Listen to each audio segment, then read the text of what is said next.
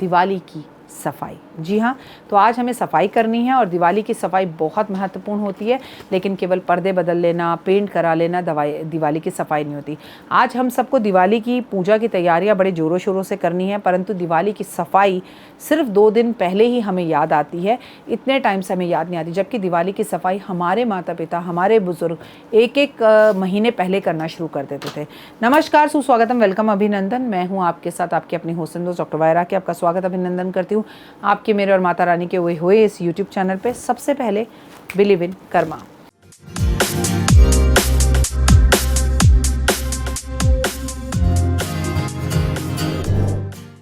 देखिए, जेब में पैसे हो या ना हो, कोई कहे दिवाली नहीं दिवाला है ये, उससे कोई फ़र्क नहीं पड़ता। लेकिन बाज़ार जाना, बाज़ार देखना और कार्तिक का ये पावन महीना, मुझे नहीं पता आपको कैसा फील होता है। एक अलग सा ही माहौल होता है, एक अलग सी एनर्जीज़ होती हैं, एक अलग सी खुशी होती है ना लाइफ में। अगर आप भी इस खुशी को महसूस करना चाहते हैं तो जुड़िए मेरे साथ। माँ लक्ष्मी को सफाई बेहद पसंद है। भले ही आप पेंट ना कराएं, भले ही आप छोटी छोटी चीज़ों को साफ़ करें, लेकिन हमारे पिताजी हमारे साथ क्या करते थे, मुझे याद है, हम बहुत गरीब हुआ करते थे। मेरे पापा एक बड़ा सा ड्रम लाते थे, उसमें सफ़ेदी डाल देते थे, रात भर उसमें से बबल उठते थे। सुबह हमारे पापा हमारे सर पे बांधते थे कपड़ा, घर के सबसे फटे पुराने कपड़े पहना देते थे और ब्रश दे देते थे, और पापा मुझसे दीवार सफ़ेद करवाते थे, उसमें थोड़ा सा नील डालते थे। कमेंट करके बताइएगा आप में से किसके पापा ने आपके साथ ये करवाया। मेरे पापा ने मुझसे ये करवाया।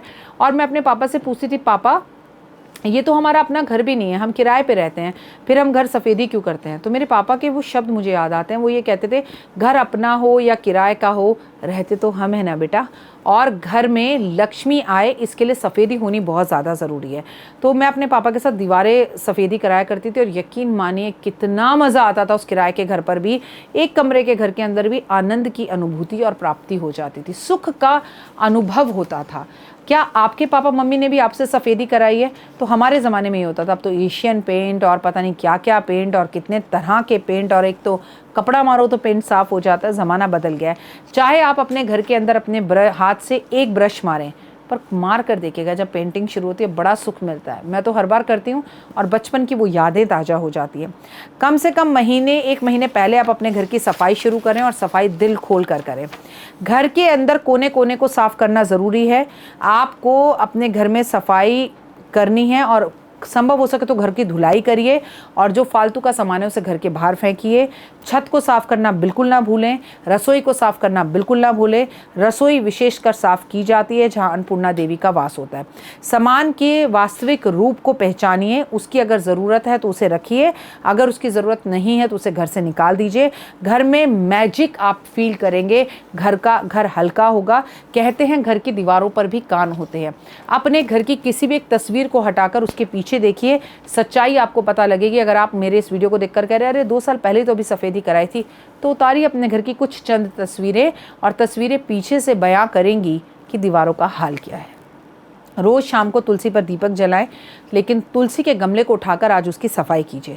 अपनी गाड़ी की सफाई कीजिए, अपनी रसोई की सफाई कीजिए। अलमारियों में रखे हुए सारे सामान को बाहर निकालिए।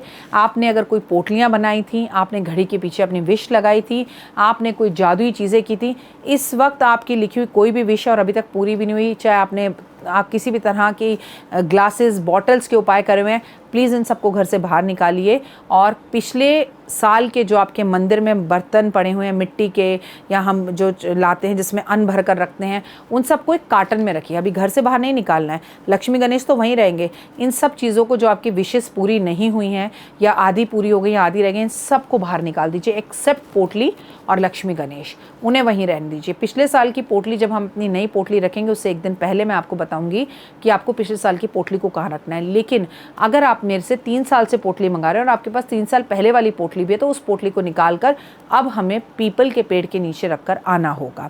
आपको अपने घर से फालतू कबाड़ हटाना होगा। जो खिलौने या कॉपी किताबें आपके बच्चों के काम की अब नहीं है, उन्हें हटाना होगा। मकड़ी के जाले साफ करने होंगे, टूटे फूटे बर्तन हटाने होंगे, फटे कटे कपड़े हटाने होंगे, बंद बेकार म्यूजिक सिस्टम्स और बेकार के मोबाइल चार्जर्स को हटाना होगा।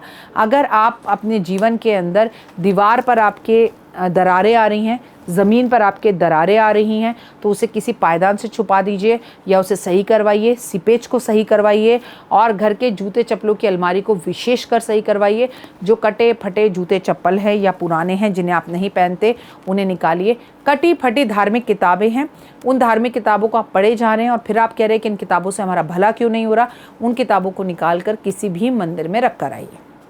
आप अपने घर में टूटी फूटी मूर्तियाँ, कटी हुई टूटी फूटी तस्वीरें नहीं रख सकते। आपके घर में बेरंग तस्वीरें या मूर्तियाँ या बंद घड़ियाँ आप नहीं रख सकते। इस बार हमारे घर के मंदिर में जब पेंट हुआ तो 22 साल पुरानी तस्वीरें थी, तो तस्वीरें ऊपर लगी रहती हैं तो वो चमकती हैं, लाइट पड़ती है उन पर।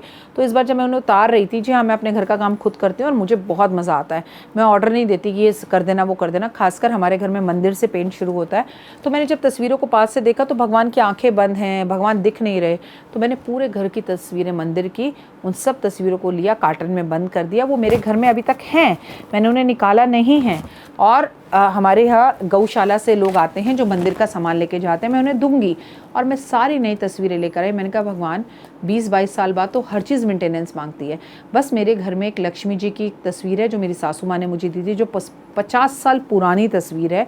एक तस्वीर मेरी सासू माँ ने लक्ष्मी जी की मुझे दी थी जो 80 साल पुरानी है, तो वो उनकी भी सासू माँ ने शायद उन्हें दी थी, तो वो मैंने रखी हुई हैं। बाकी मैंने सब चीज़ों को निकाला और नई चीज़ों को लाई। तो मैं आपको ऐसे बता रही हूँ कि अगर आपके भी घर की तस्वीरें, भगवान दिख नहीं रहे तस्वीरों में, चीज़ों में, तो उसे बदलने का वक्त आ गया है। अगर कपड़े आप नहीं पहनते और वो कपड़े आपको छोटे हैं तो प्लीज़ उसे घर से निकालिए। घर की नालियों को साफ़ करवाइए। घर की नालियों का रुकना, दरवाज़ों का आवाज़ करना, ये अच्छी बात नहीं है। घर की खिड़कियों को साफ़ करवाइए, घर के शीशों को साफ़ करवाइए। सबसे ज़्यादा ज़रूरी है अपने पलंग को, जिसको आप साल में सिर्फ एक बार सर्दी में खोलते हैं, उस पलंग को खोलिए और उसे साफ़ करवाइए। पलंग के नीचे सफाई करवाइए, सोफ़ों के नीचे सफाई करवाइए। पूरे घर में सुगंधित अगरबत्तियाँ जलवाइए, पूरे घर को साफ़ सुथरा कर और जो चीज़ें काम की नहीं हैं, शायद वो आपके काम की ज़ीरो हो और दूसरे के काम के लिए बहुत ज़रूरी हो। आपने बहुत सारी फेंशिंग आइटम्स रखी हुई हैं लेकिन वो सही हैं, उन सब फेंशिंग आइटम्स को नमक के पानी से धोइए। जो क्रिस्टल की हैं उन्हें धोकर वापस चार्ज करिए, धूप में रखकर, फिर उसे अपने घर में लेकर आइए। लेकिन अगर कोई भी चीज़ आपकी बेरंगी हो रही है और उसके अंदर रंग नहीं है तो उसे अपने जीवन से निकालने की कोशिश करिए। ये आपकी दिवाली की सही मानों में सफाई है। फिलहाल दीजिए इजाज़त। नमस्कार, जय माता दी।